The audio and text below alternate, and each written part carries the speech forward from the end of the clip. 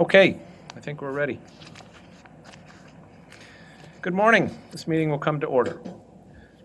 This is a public meeting of the Commodity Futures Trading Commission.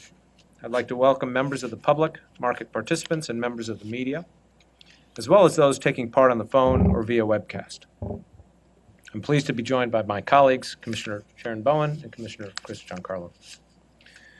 Today we gather to consider a supplemental proposal related to Regulation AT, our proposed rule to address the increased use of automated trading in our markets. As we all know, automated trading now dominates the markets we oversee. More than 70% of trading in futures is now automated. And this is not just in financial futures, this is in physical commodity futures as well. And our markets have fundamentally changed as a result. We've gone in just a few years from the days of open outcry pits where floor traders jostled elbow to elbow to make trades, to a machine-dominated market where today a millisecond is considered slow. In fact, the new measure is a microsecond. In the time it would take a trader, say, to hang up the phone and signal a bid with his hands in the pit, today's machines can probably generate anywhere from 1,600 to 2,000 orders. In fact, in the time it has taken me to read this part of my opening statement, which is about a minute, more than 60 million microseconds have passed, enough time for probably 50,000 orders. But in another respect, our markets have not changed at all. Farmers, ranchers, manufacturers, exporters, businesses of all types still depend on these markets to hedge routine risk and engage in price discovery. Whether it is corn or copper, crude oil or cocoa, equities or treasuries, Japanese yen or British pounds, businesses need these markets. They need them to function reliably, fairly, and free of manipulation or disruption. And if anything has changed, it is that those needs are even greater today. They are greater because businesses operate worldwide, commodity markets are global, and products are more diverse. Market participants look to us to make sure these markets operate with integrity. And so while the landscape has changed dramatically, our mission has stayed the same. And let me just say that I meet with market participants of all types. And I find that in traditional end users, such as those from the agricultural community in particular, are concerned about the effects of automated trading in these markets today. So it's especially important for us to be able to respond to the concerns of those who are not, let's say, the so-called flash boys and are only moving at human speed.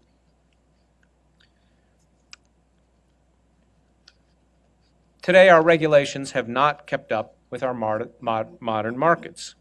And today's proposal is a part of what we need to do to keep our regulatory system up to date, just as you need updates periodically for your phone's operating system.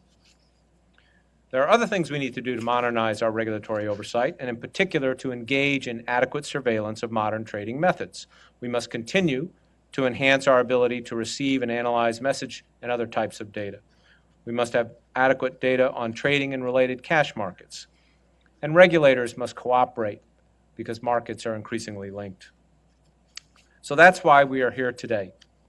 Our proposal is designed to minimize the risk of disruption and other problems that can be caused by automated trading, algorithmic trading, and to make sure we have the tools to deal with those problems should they occur. It requires reasonable controls using a principles-based approach that would codify many industry best practices. But it does not prescribe the parameters or limits of such controls, because we know how diverse market participants can be, and we believe they are the ones who should determine those specifics. It requires testing and monitoring of algorithms. It requires the preservation of source code and other records, the equivalent of the records that those trading at human speed have preserved for years. And it ensures that we would have access to such records when necessary, just as for years we have reviewed the records of the traders who operate at human speed. In the last year, we received significant feedback on the proposal that the Commission unanimously approved in November of last year. And today's supplemental proposal makes a number of changes to that initial measure. They reflect the suggestions and comments we have received. The changes we will consider today modify the basic risk control requirements so that we achieve the proper coverage in an efficient manner. They modify the registration requirement so that it focuses instead on the larger participants. They lessen some of the reporting requirements while still requiring a certification of compliance. And they address the concerns raised about access to source code.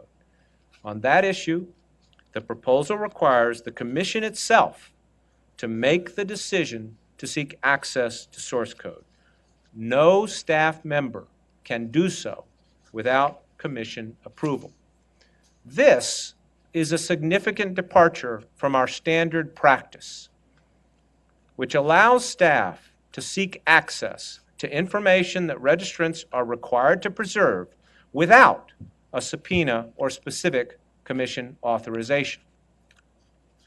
Now, the Commission could authorize the staff to seek such access either by means of a subpoena or a special call. That is, the process we are proposing will require the same level of Commission review that comes with the issuance of a subpoena, even if it is for surveillance purposes. Our proposal also describes the steps we can take to preserve the confidentiality of source code. Now, our staff will highlight these and the other changes in more detail in a moment, and I want to express my great appreciation to all of them for the hard work on this rule. You will hear from several in a moment. There are many others who have also participated. Let me just conclude by saying we have long engaged in surveillance that involves reviewing information that has significant proprietary value.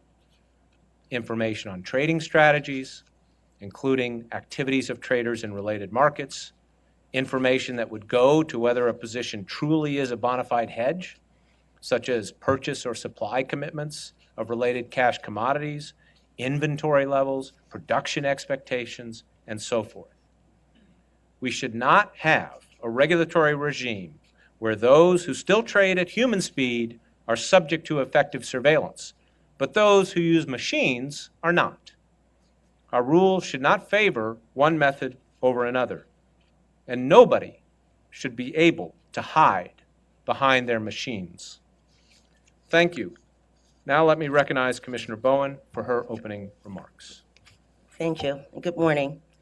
I'm glad to be here this morning as the Commission considers the supplemental proposal for rulemaking on automated trading.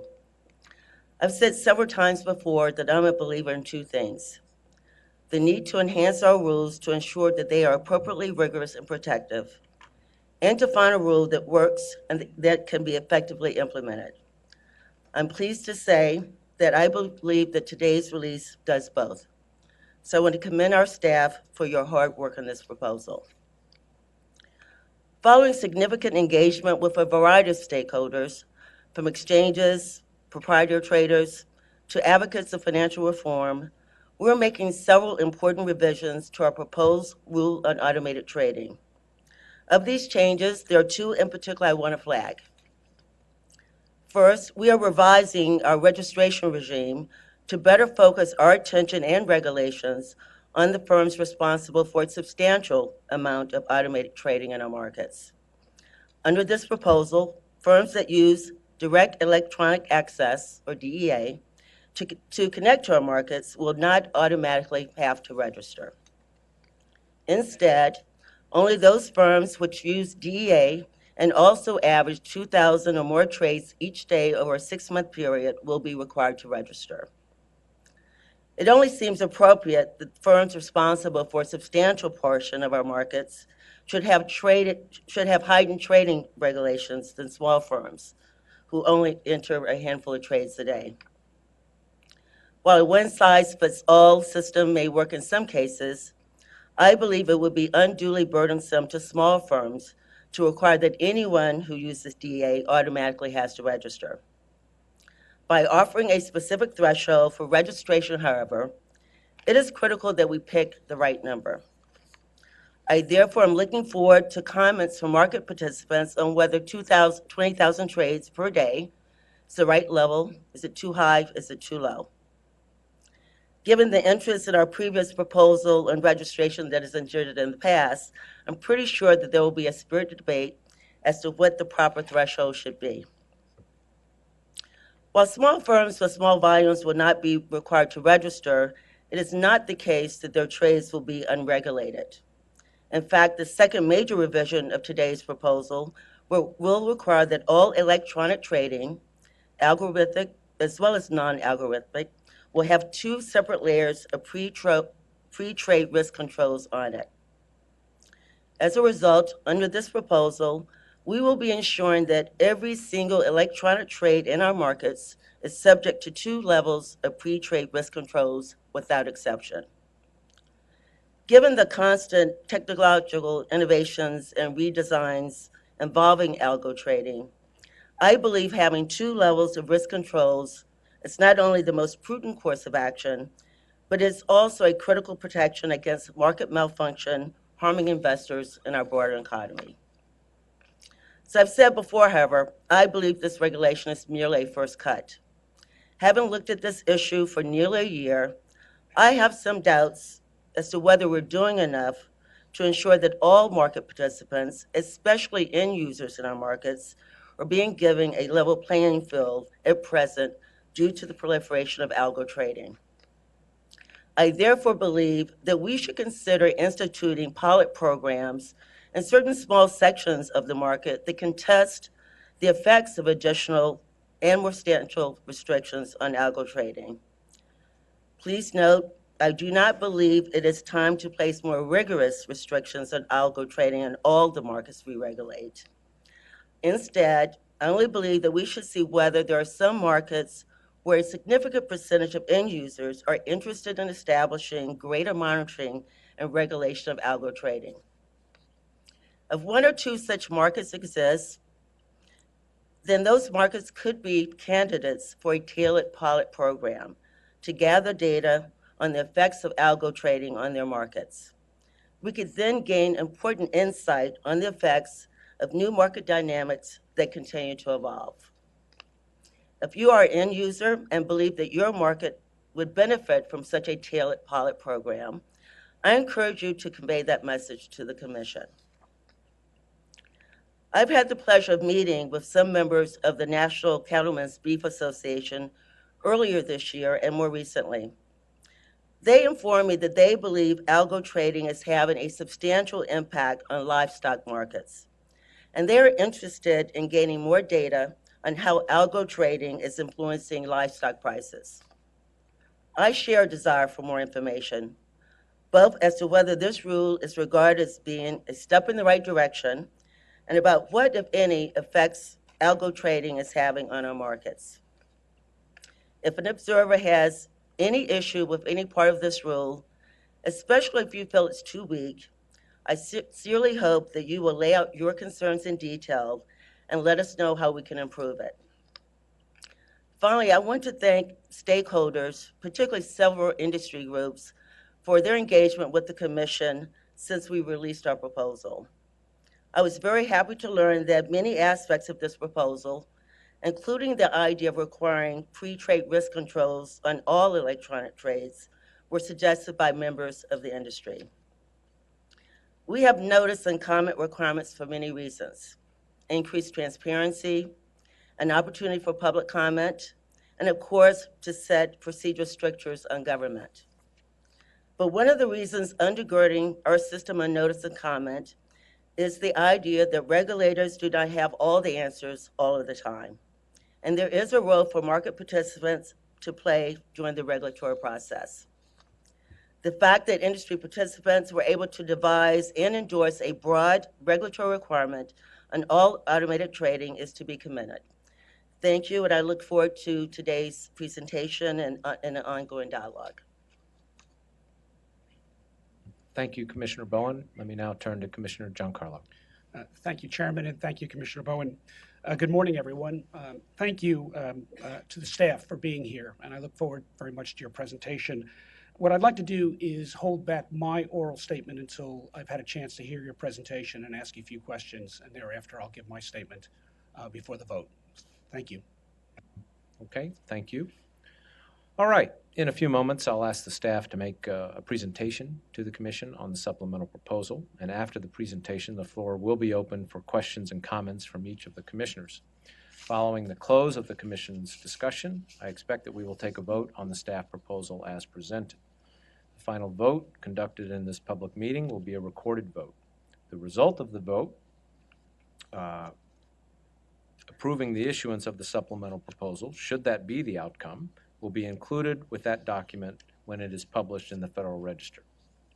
At this point, I ask for the Commission's unanimous consent to allow staff to make technical corrections to the document that may be approved today, assuming it is approved, prior to sending it to the Federal Register. Without objection, so ordered. Okay, at this time, I would like to welcome the following staff for their presentations on the supplemental proposal to the Commission's automated trading regulation. First, Vince McGonigal, the Director of the Division of Market Oversight, and also from the Division of Market Oversight, we have Marilee Dahlman, Sebastian Pujol, and Joseph Atchen. Please proceed. Thank you, Mr. Chairman, and good morning, Commissioners. Staff of the Division of Market Oversight is pleased to present today a supplemental notice of proposed rulemaking to amend and streamline the Commission's rules for Regulation AT. Before beginning, I'd like to thank the divisions and offices of Market Oversight, Enforcement, General Counsel, and Chief Economist for their hard work in completing this supplemental. I'd particularly like to acknowledge Mike Pennick, Richard Haynes, John Dunphy, Colin Metzger, Brian Robinson, Andrew Ridenauer, Joe Ochin, and Marilee Dahlman as members of the rulemaking team. I'd also like to thank senior staff from the Division of Market Oversight, including Vince McGonigal and Rachel Berdansky, for their continued support of our efforts. Staff's presentation today will focus on three areas. First, we'll briefly discuss Regulation AT's development and its policy objectives. Second, we'll summarize the substantive content of the supplemental, focusing on key areas where staff recommends changes to the NPRM to address public comments and concerns. Finally, my colleagues Marilee and Joe will provide greater detail regarding changes to the risk control framework and to the definition of AT person in today's supplemental. Regulation AT is a comprehensive effort to reduce risk in algorithmic order origination and electronic trade execution on all U.S. futures exchanges. The proposed rules, both in the NPRM and in today's supplemental, modernize the Commission's regulatory regime, promote the safety and soundness of trading, and seek to keep pace with evolving market technologies. To accomplish these aims, Regulation AT focuses specifically on registration, pre-trade risk controls, testing, supervision, record keeping, and transparency in algorithmic and electronic trading. The Commission's consideration of standards in these areas has included numerous opportunities for public comment and input. As early as 2011, the Commission's Technology Advisory Committee developed recommendations for pre-trade risk controls at the trading firm, clearing firm, and exchange levels. In 2013, the Commission published its concept release on risk controls and system safeguards, which provided a comprehensive discussion of industry best practices, Commission regulations, and work by other U.S. and foreign regulators. In December 2015, the Commission published the NPRM for Regulation AT. And finally, in June of this year, Commission staff held a day-long public roundtable to discuss important aspects of the proposed rules and to provide additional opportunities for public comment. As part of this staff process, the Commission also reopened the comment period for Regulation AT. I'd like to close this overview by noting that today's supplemental is a continuation of the NPRM procedurally. Therefore, all rules proposed in the NPRM remain under consideration as originally proposed, unless specifically amended by the supplemental. Accordingly, the remainder of staff's presentation will focus on areas where the supplemental modifies the Commission's original proposal.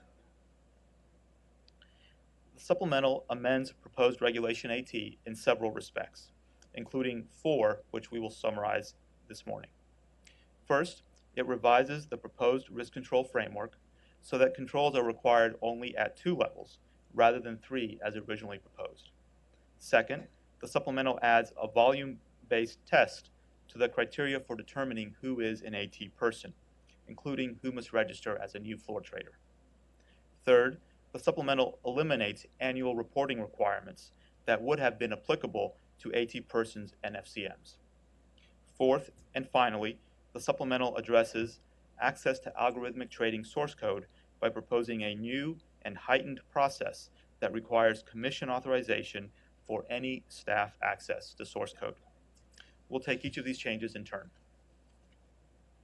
First, as a threshold matter, Regulation AT defines a new category of market participants, AT persons, and requires pre-trade risk controls, testing, record keeping, and other safeguards around their algorithmic trading. The NPRM proposed requiring risk controls at 3 levels, AT person, FCM, and DCM.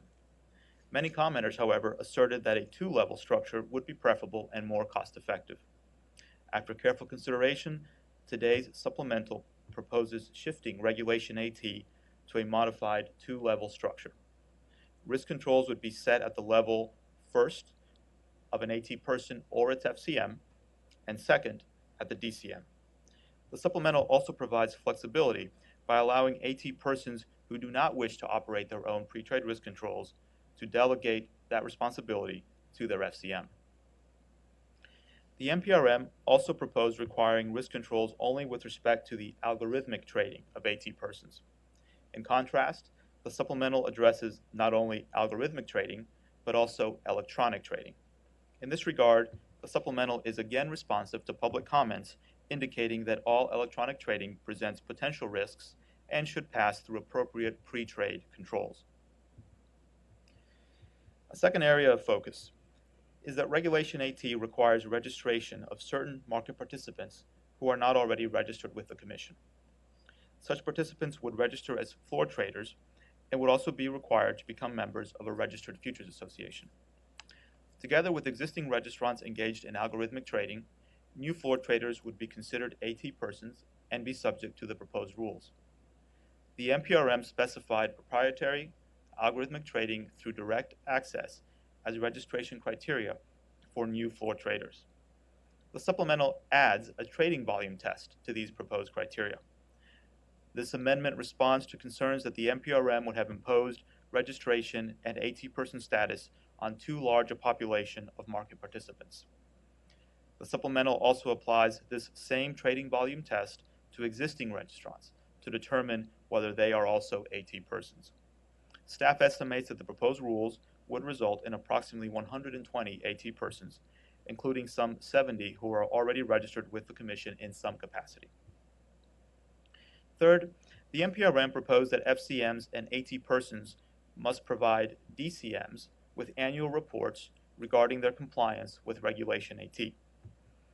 The NPRM also required DCMs to establish programs for effective review of such reports. In response, the Commission received comments indicating that the annual reports would be an overly burdensome requirement with little benefit in mitigating risks associated with algorithmic trading. Staff evaluated these comments and recommends that the Commission replace the NPRM's reporting requirements with a streamlined, simpler annual certification process. To help ensure effective implementation of risk controls and other measures required by the proposed rules, staff also recommends that the Commission leverage DCM's role as frontline regulators and require that they establish programs for effective periodic review of AT persons and FCM's compliance with Regulation AT. Finally, source code. The NPRM's proposal for record keeping and access to source code garnered significant attention from commenters, including many who were concerned about the confidentiality and information security of source code if brought on site to the Commission. To begin this discussion, staff would like to emphasize that the supplemental proposes significant revisions to the Commission's original proposal. These revisions provide for a unique and heightened protections around access to source code, including provisions that would make source code available to staff only through subpoena or special call authorized by the Commission. As background, the NPRM proposed new record-keeping rules to make clear that AT persons must maintain copies of their source code. The NPRM also required that AT persons make records available in accordance with Commission Regulation 1.31, which provides that records must be produced to any representative of the Commission upon request.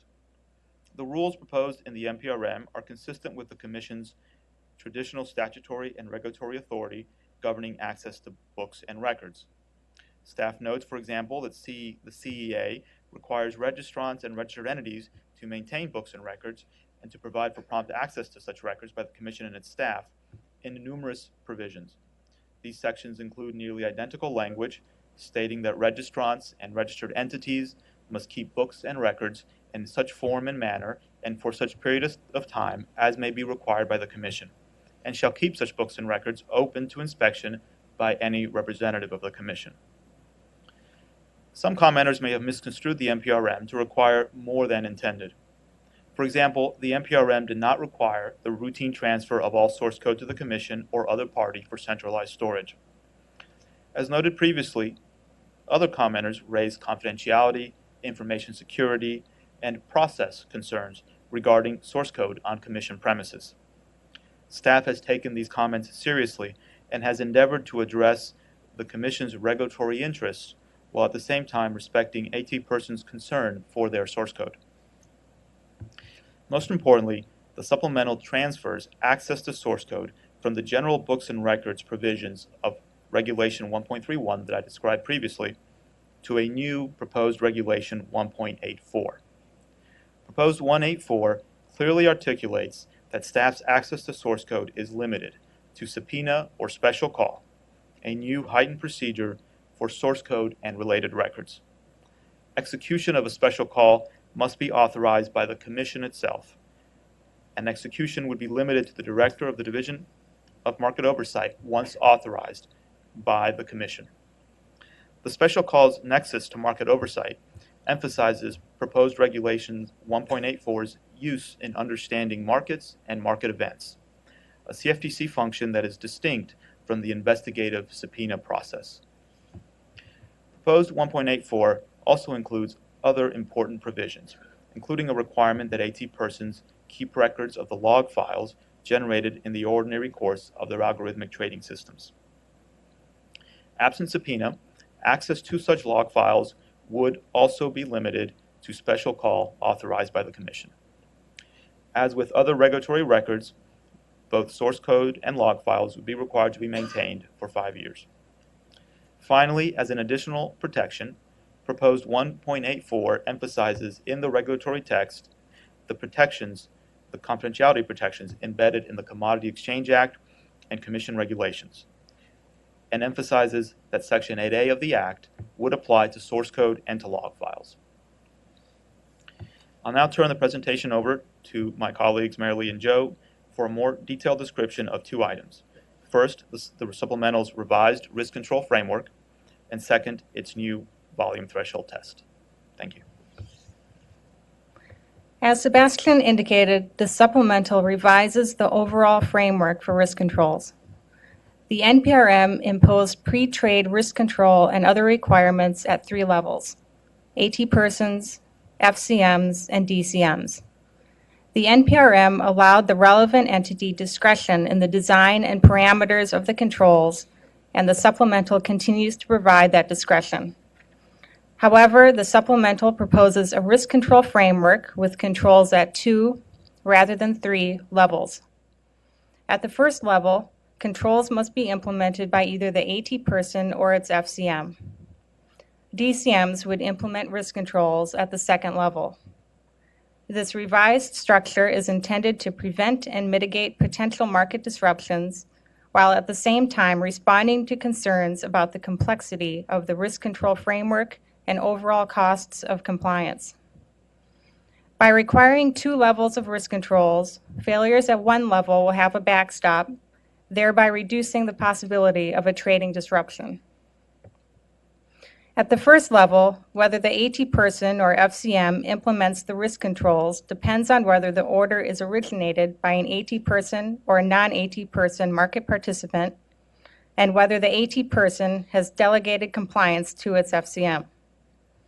Specifically, Section 1.80 requires AT persons to implement risk control measures on their orders, but new Section 1.80D allows an AT person to delegate compliance with risk control requirements to its executing FCM. The supplemental's proposed rules do not require the FCM to accept the delegation. If the FCM declines, the AT person must implement the risk controls itself. As to orders not originating with AT persons, FCMs are required to implement risk controls on those non-AT person customer orders. For trading firms that prefer to implement their own risk controls, rather than leave the implementation of such measures to their FCM, the supplemental adds to the definition of AT person a provision that allows a market participant to voluntarily elect to become an AT person. Another important revision to the risk control structure is that both levels of risk controls now apply to electronic trading rather than only to algorithmic trading. Specifically, pursuant to new Section 1.80G, AT persons must apply their risk controls and other measures to electronic trading. In addition, the proposed rules applicable to FCMs and DCMs have been revised to generally apply to electronic trading. Paired with these rule changes, the supplemental proposes a new defined term electronic trading and defined term electronic trading order message. As a whole, the revised risk control framework addresses concerns regarding market disruptions that could arise from electronic trading, while also preserving a focus on the unique risks of algorithmic trading in modern markets. Finally, the supplemental changes terminology in Regulation AT relating to FCMs. In the NPRM, proposed risk control and reporting rules apply to clearing member FCMs. Now such rules apply to executing FCMs in order to respond to the concern that those firms are better positioned to apply risk controls on a pre-trade basis.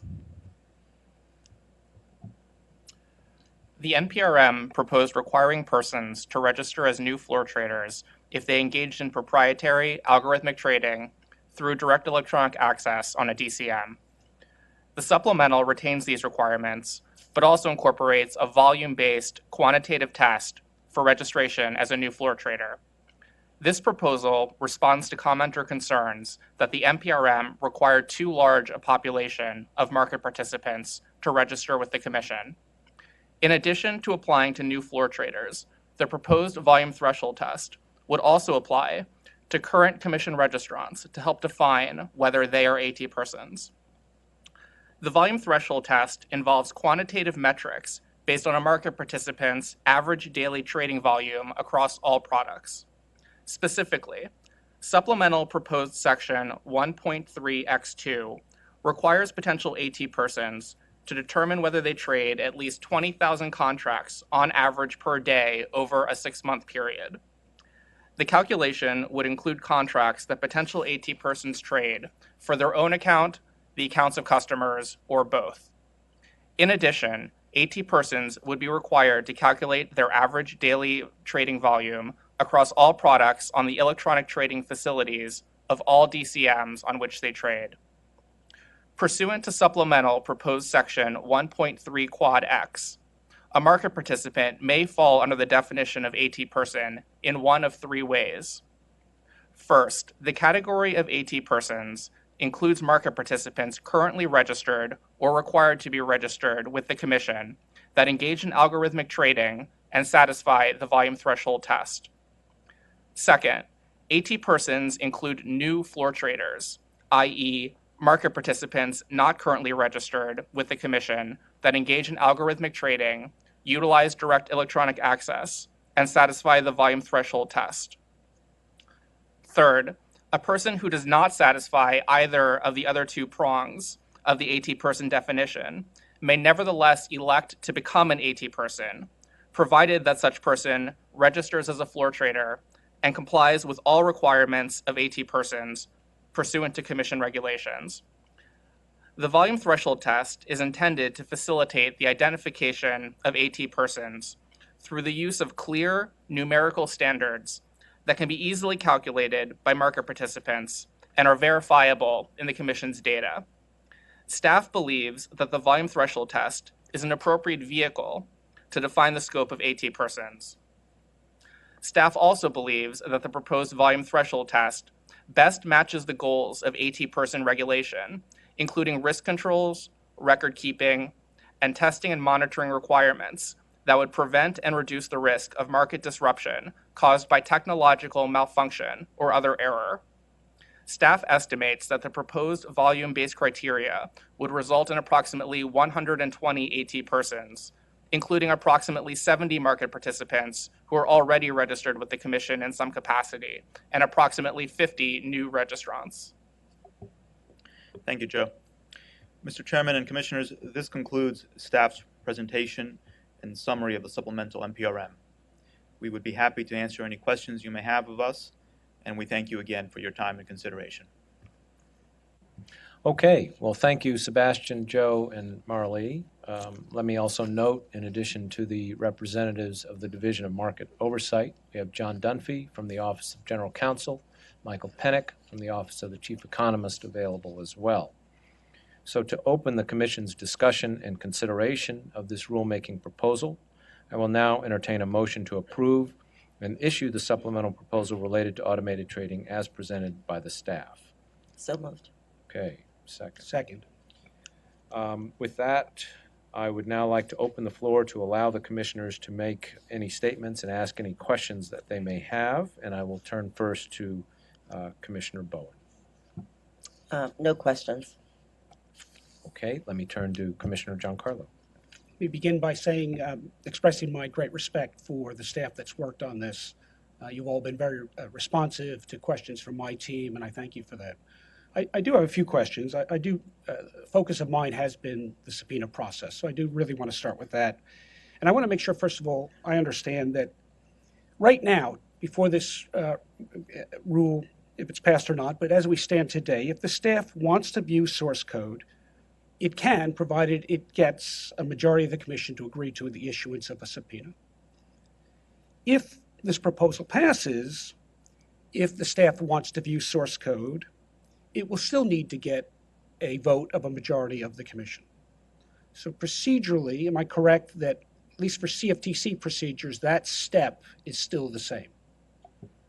Yes, that's right.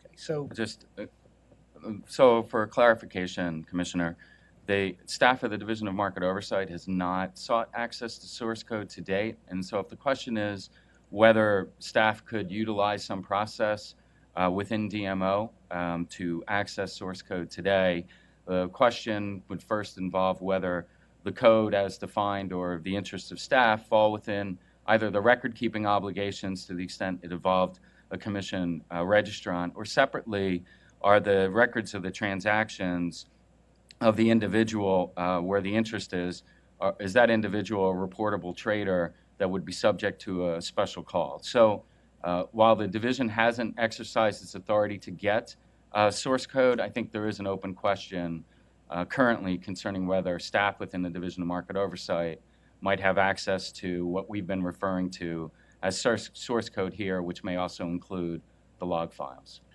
If I may interject just to clarify, Division of Market Oversight in its surveillance capacity has not accessed source code. Obviously, enforcement has several times, and that's where the subpoena has arisen, because we issue subpoenas for enforcement and we don't for surveillance.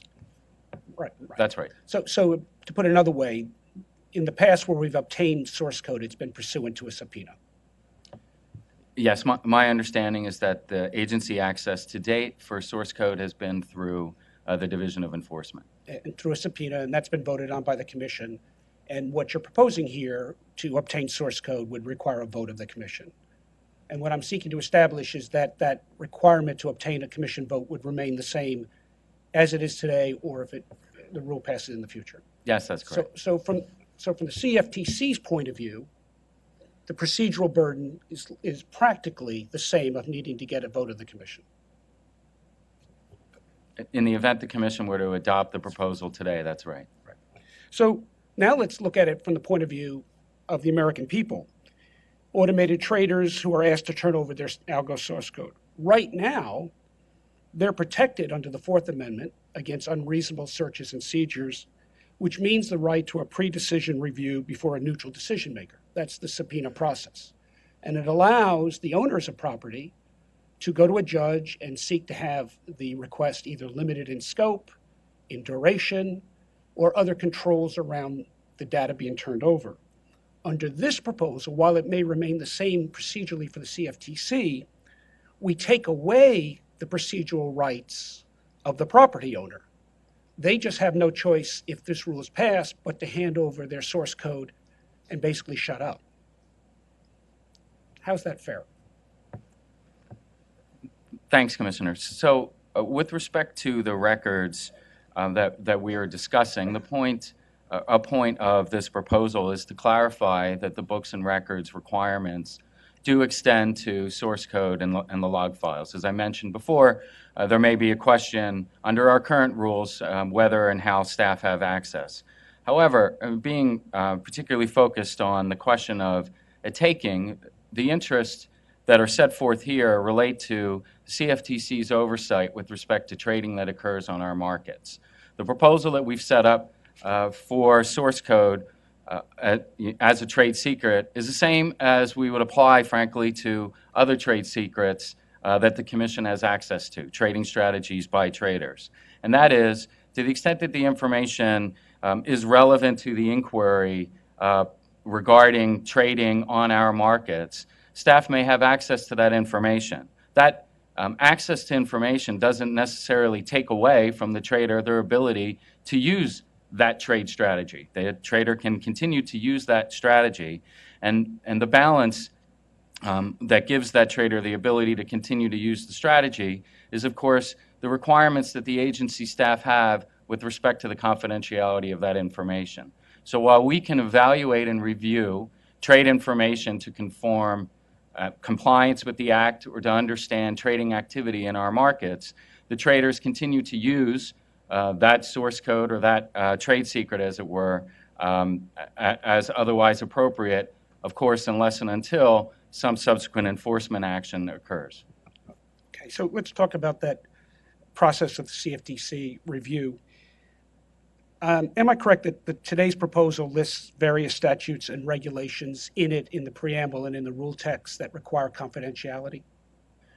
Yes, we cross-reference existing confidentiality provisions under the Act and the regs. Right, so that was my second question. So those confidentiality provisions that we're cross-referencing are existing confidentiality requirements. They're not new ones that we're imposing.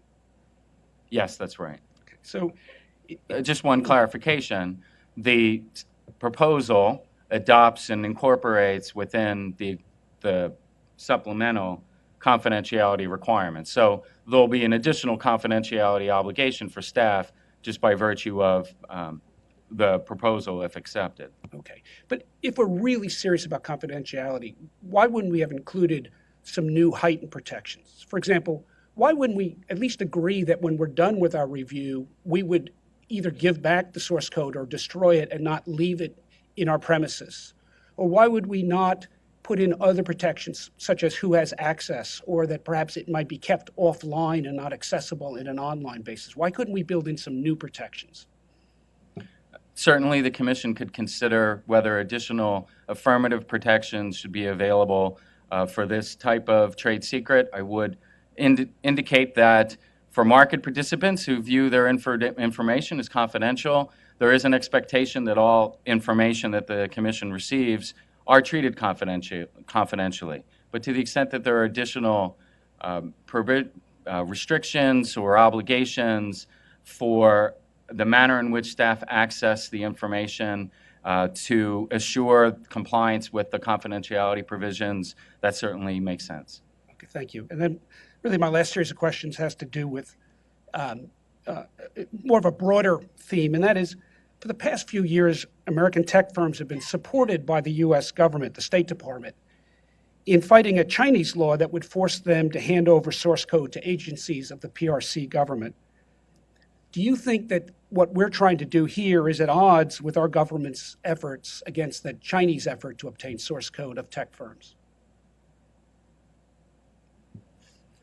So I wouldn't propose to be an expert with respect to global intellectual and privacy requirements. I can say within the context of the jurisdiction that we have in the agency to ensure that our markets operate in an orderly and safe fashion, that the requirements that we propose here are consistent with those obligations. Okay, I have no further questions. I would like to give a statement. Please, go ahead. Thank you. Go ahead. Thank you, Chairman. And I thank the staff for those answers to those questions and for your very comprehensive presentation. I've previously said that proposed Reg AT is a reasonable first step in catching up to the transformation of modern financial markets by algorithmic trading and other new exponential digital technologies. There are practical and useful elements in the proposal that could serve as the basis for an effective rule. And some of the changes to the supplemental are quite sensible, and I commend the staff for that. But there are also some problematic and inconsistent provisions, ranging from prescriptive compliance burdens to a disproportionate impact on small market participants. A number of these concerns are described in my written statement. But more importantly, I've warned that any public good achieved by the rule is, in my mind, undone by this provision that proprietary source code used in trading algorithms be accessible at any time, anywhere to the CFTC and to the Justice Department without a subpoena. And in these remarks, I want to drill down into that a little bit. Let me make clear at the outset, the CFTC, as Vince said, can today obtain the computer source code of market participants pursuant to a subpoena. Therefore, the issue raised by the proposed rule is not whether the CFTC can examine source code of automated traders where appropriate to investigate market misbehavior. The CFTC can and does today. The issue raised by this proposal is whether the owners of source code have any say in the matter. The subpoena process provides property owners with due process of law before the government can seize their property. It protects owners of property. The subpoena protects the owners of property. It doesn't protect the government. Its purpose is to provide an opportunity to challenge the scope, the timing, and the manner of delivery, and whether any legal privileges apply to the process of handing over property. The subpoena process therefore provides a fair compromise between the rights of property owners and the government's right to seize their property. Without the subpoena process, there is no balance between the civil liberties of the governed and the unlimited power of the government. Without it, civil liberties can be abrogated to smooth the way for government searches in the name of state security.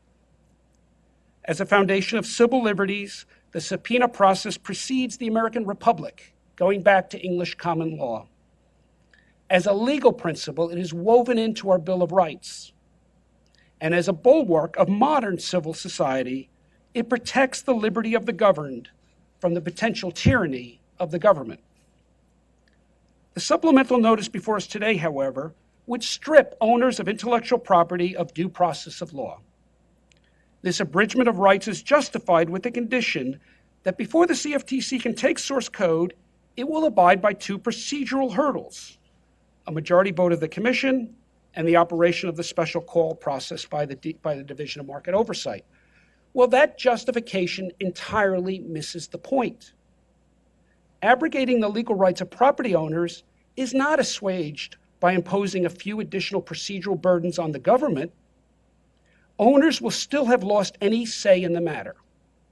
The proposal still gives unchecked power to the CFTC to decide if, when, and how property owners must turn over their property. Moreover, utilizing DMO special call procedures to seize source code provides an end run around the subpoena process. There is nothing in the supplemental notice that I can see to limit DMO's sharing of gathered source code with the staff of the Division of Enforcement.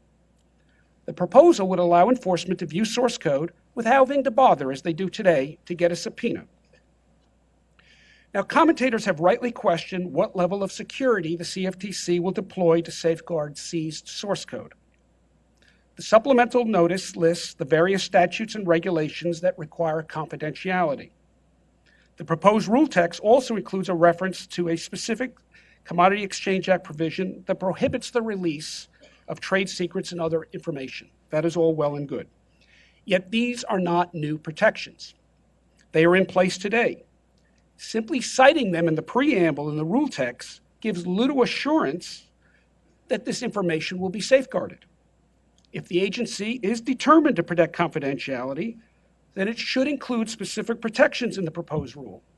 As I said, it could provide that it will only review source code at the property owner's premises or on computers not connected to the internet. The CFTC could also state that it will return all source code to the property owner once its review is finished. Today's proposal doesn't provide any of those protections. Absent specific measures, I have to say it's absurd to suggest that source code will be kept secure. Just look at the area of government cybersecurity. In the 6 months after the CFTC proposed Reg AT, hackers breached the computer networks of the FDIC and the Federal Reserve. Incredibly, the U.S. Office of Personnel Management that gave up 21.5 million personnel records, including mine, my children, and my wife's, in a year-long cyber penetration, failed a security audit last November, 6 months after the breach was discovered. The CFTC itself, I'm sad to say, has an imperfect record as a guardian of confidential proprietary information. If this rule proposal goes forward, it will make itself a target for a broader group of cyber criminals, including now those engaged in cyber espionage. Last Friday, we learned that a former employee of the Office of the Comptroller of the Currency downloaded thousands of files from the agency's servers onto 2 removable thumb drives prior to retiring from the agency. The OCC said that when it contacted the former employee about those files, he was, quote, unable to locate or return the thumb drives to the agency. News of that security breach surely sent shivers up the spines of automated traders who received notice the same day of the CFTC's intention to move forward with this proposal. And they must have been doubly spooked a few hours later when the CFTC's own servers were crashed by a denial of service attack. If the CFTC adopts the source code provisions of the supplemental notice, the SEC will likely copy it, and so will other U.S. and overseas regulators, and not just regulators of financial markets. Regulators like the Federal Communications Commission may demand Apple's iPhone source code. The Federal Trade Commission may seek the source code used in the matching engines of Google, Facebook, and Snapchat. The National Security Agency may demand to see the source code of Cisco's switches, Lucent's routers, and Oracle servers.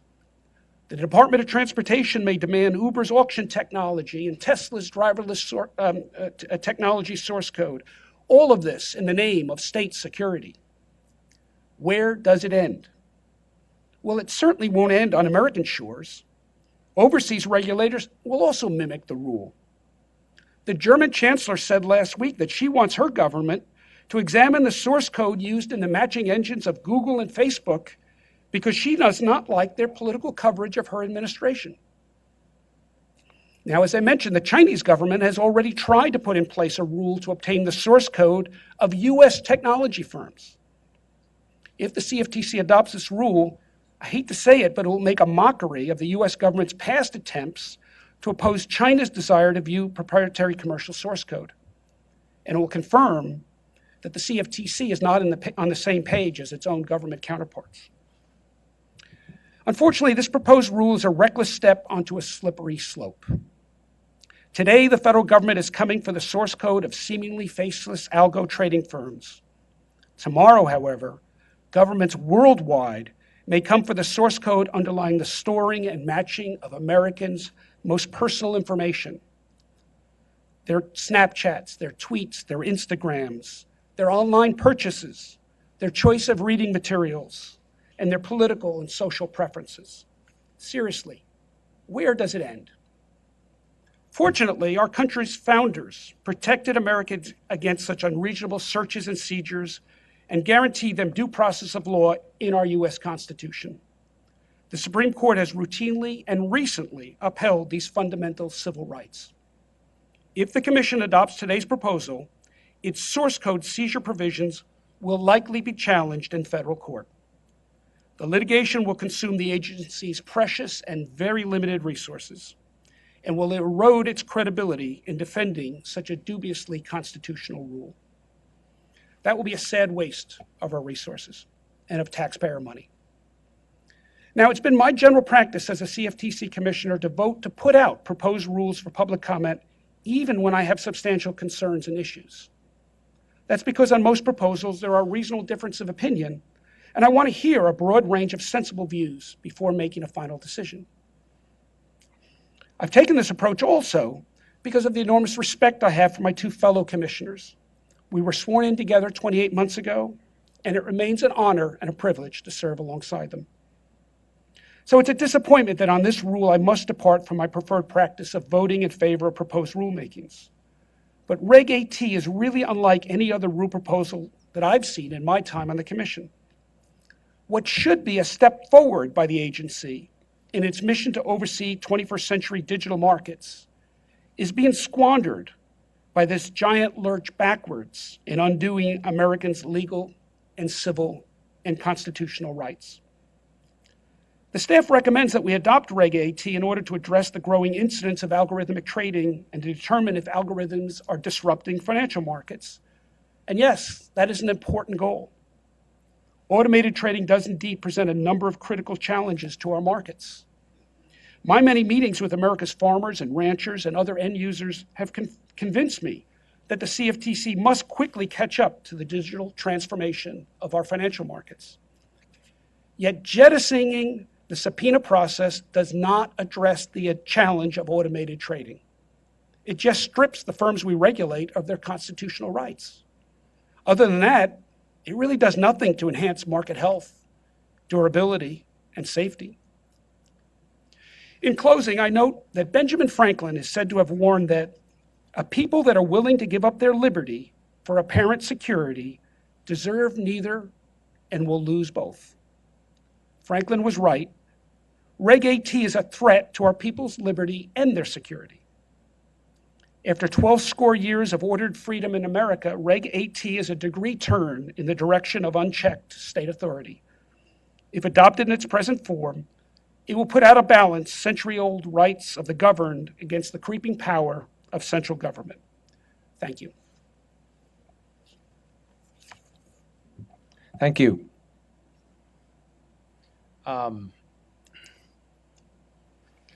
Let me just start with a question. We have a surveillance function. We monitor the markets. If we see a disruption or abnormal trading, and let's say we, based on the transaction data we get, we think, gee, that abnormal activity was perhaps caused by this particular trader, because we have very good insight into who is trading. We know the participants. So let's say that's a trader who, it's a floor trader. They're registered with us, but it's kind of the traditional old days, right?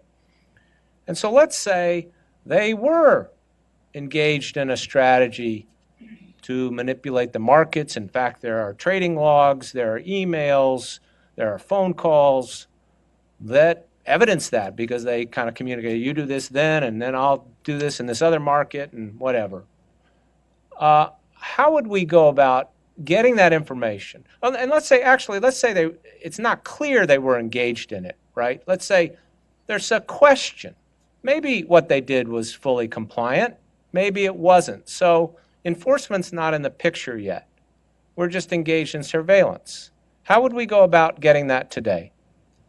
Yes, thank you, Chairman. The division staff, Division of Market Oversight, as well as CFTC staff, to the extent the records are required to be maintained, and so records relating to the transactions executed on designated contract markets, for example, are open to inspection and access by staff and also by the Department of Justice. So today, you would just call up the participant and ask it. You wouldn't even come to the commission. There wouldn't even be a commission vote. That's correct, Chairman. We would utilize our staff to reach out, speak to the market participants, to work to get an understanding about what their position in the market is and what's their intentions concerning the positions that they have. And they would have to turn over those records to us. I suppose they could refuse, and then we'd take them to court. But basically, given our jurisdiction, given our responsibilities, they would have to turn that over to let us inspect it. Is that So right? in most instances, market participants are very forthcoming to talk Right. about how and why they're trading in the market. And we've probably done that a few times. That's right, Chairman. Maybe a few hundred, maybe a few thousand, maybe tens of thousands, whatever. Right. Okay. So instead, let's say the trader is an algo trader. So the strategy, and again, it's not clear whether this is a strategy that's compliant with the law or not. Strategy is, in an algo. And of course, first, there might be several things we would do. We might just call them up and talk to them. What were you doing? We might look at message data. We might address our concerns through any number of ways.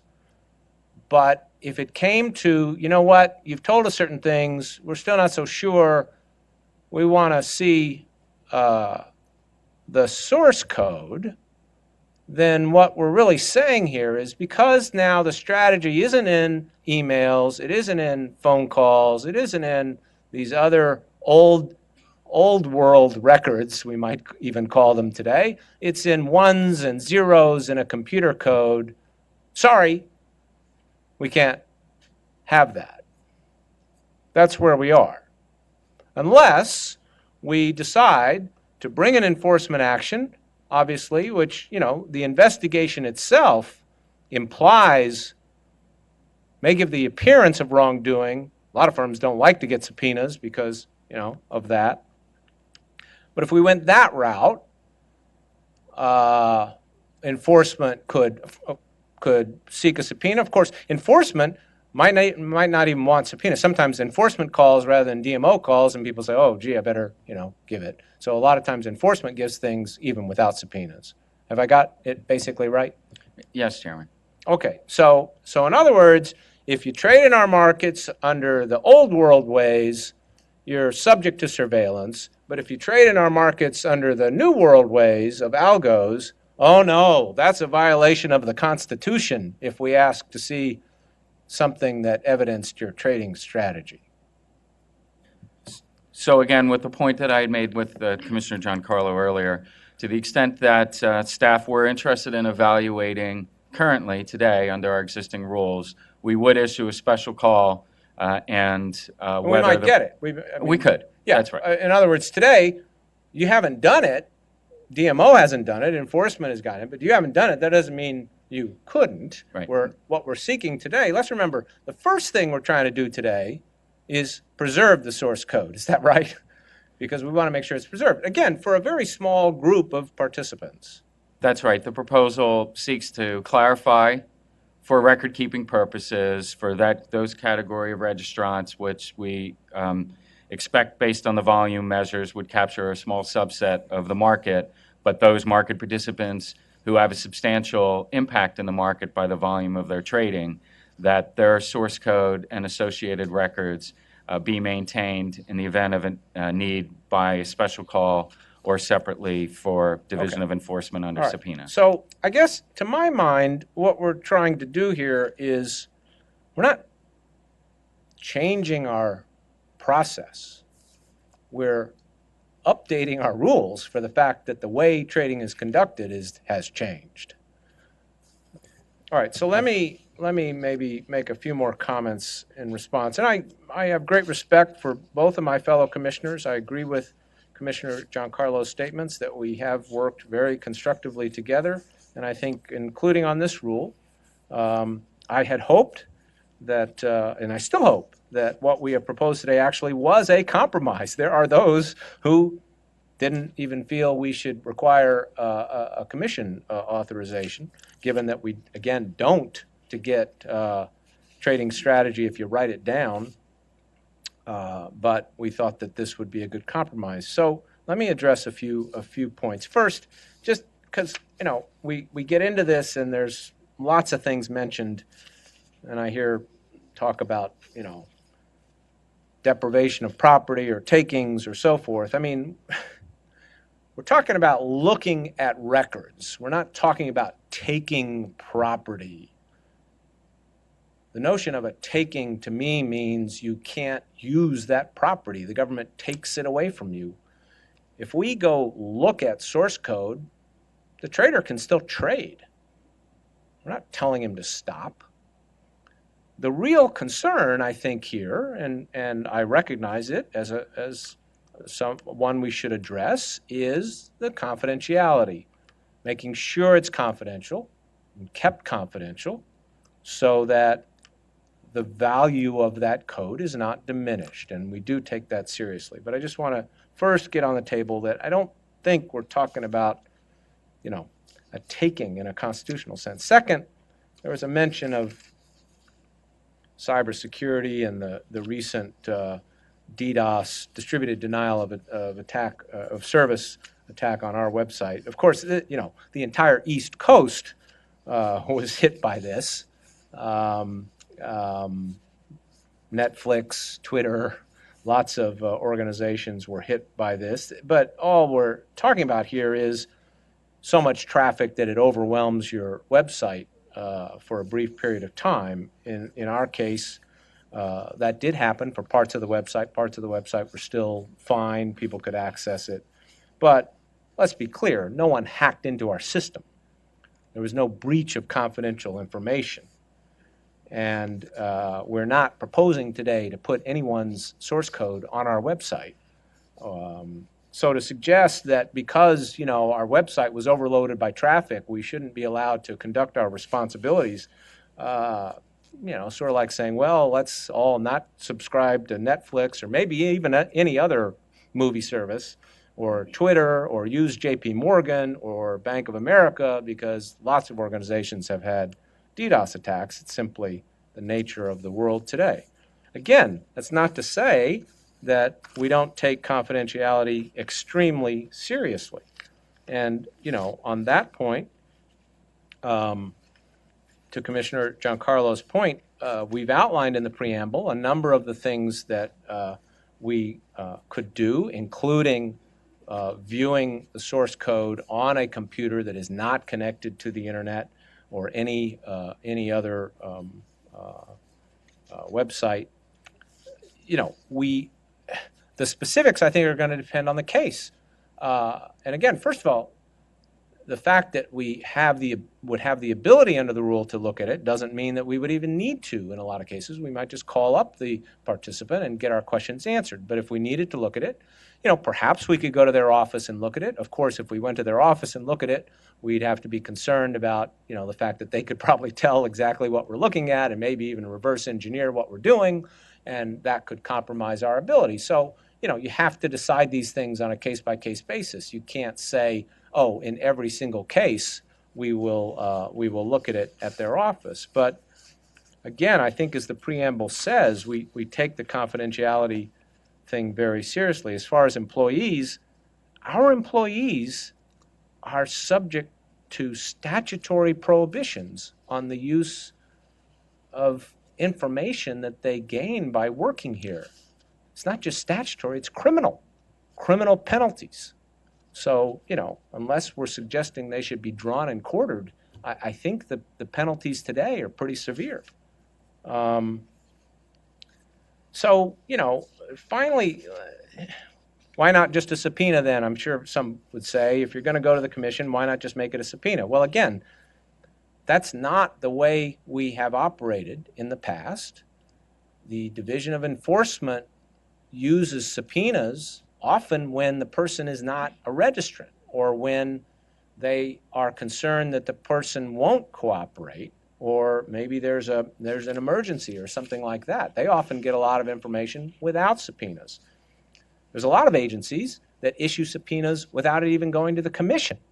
So what we're proposing today, I think, is a level of review that addresses what you get by virtue of the subpoena. It would go to the commission. As far as the rights of the individual, the truth is, we have the jurisdiction. That's our job. It's our job to survey the markets, to enforce the laws. And, that's simply kind of the fact if you're going to trade in these markets. Also, as far as confidentiality, I would point out we have gotten the source code, and many times in enforcement actions. There haven't been breaches. So I think it might be helpful to think about the track record rather than, what may have happened to OPM. Finally, let me just say on the slippery slope point, it strikes me as the wrong metaphor. This is not a slippery slope. This is an uphill climb. It's an uphill climb because our markets have evolved much faster than our regulatory framework. And we are trying to climb up a steep hill to catch up, to be able to see what is going on in our markets today and engage in adequate oversight. And this information could be critical. Again, I speak to, and I know both of you have as well, a number of participants in our markets, what I would call the more traditional participants in our markets, who have a lot of concerns, who feel these markets have changed dramatically.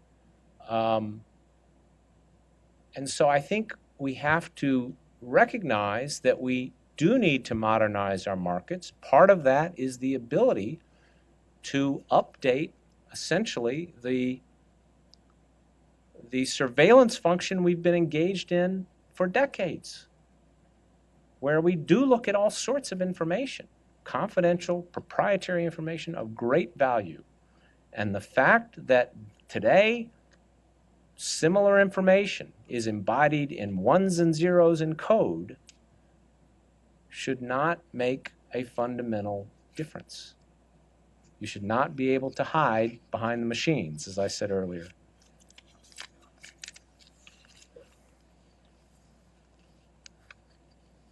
Are there any other comments or commission business? Chairman, I'd just like to make one point, and a lot of respect for your points, but I just do want to say for the record that comparing records of historic trades to the most valuable algorithmic systems that project a firm's business strategy going first are comparing apples to oranges. Historic trades of historic trades, that's books and records. Firms' algorithms that show what they will do in the future in the event of certain market factors is an entirely different thing. Well, let me just say, we're requiring the preservation of source code because source code has changed all the time. What we're looking at in any given instance is the past. It is what they did. And it is the same thing. As a trade, from the standpoint of our mission, it's the same thing as if you wrote down exactly how you want to trade on a piece of paper. With that, I will entertain a motion to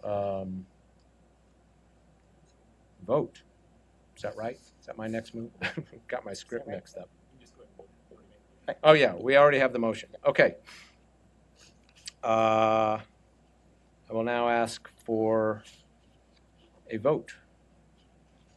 All in favor, please. Oh, I'm sorry. You're going to do it. Yes. Thank you. I lost it. The motion now before the Commission is on the approval and issuance of the Regulation Automated Trading Supplemental Notice of Proposed Rulemaking. Commissioner Giancarlo. No. Commissioner Giancarlo, no. Commissioner Bowen. Aye. Commissioner Bowen, aye. Chairman Massad. Aye. Chairman Massad, aye. Mr. Chairman, on this matter, the ayes have 2, the noes have 1. Okay. Therefore, the motion is adopted.